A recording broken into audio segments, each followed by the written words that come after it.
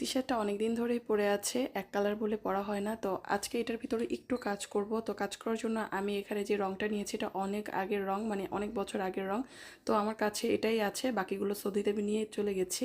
তো এখন এটা দিয়ে দেখি কিছু একটা করা যায় কিনা। নিচের দিকে আমি একটা শক্ত মোটা কাগজ দিয়ে নিয়েছি যেন নিচের পার্টে আমার রংটা লেগে না যায়। আর ব্রাশটাও কিন্তু রং বা তুলির ব্রাশ না, এটা হচ্ছে মেকআপ ব্রাশ, সেটা দিয়েই করছি। দেখতেই পাচ্ছেন এর জন্য একটু কষ্ট হয়ে যাচ্ছে।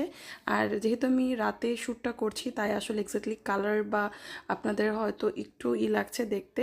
এটা হচ্ছে আমি রাতের বেলা শ্যুটটা করেছিলাম, আর তাও কোনো স্ট্যান্ড ইউজ করে না। এই ভিডিওটা কিন্তু আমি হাতে এক হাত দিয়ে ফোনটা ধরে আর এক হাত দিয়ে কিন্তু আমি এই কালারটা করছিলাম।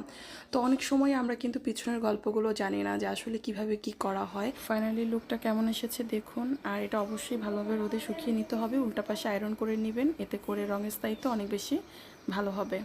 আল্লাহ হাফেজ।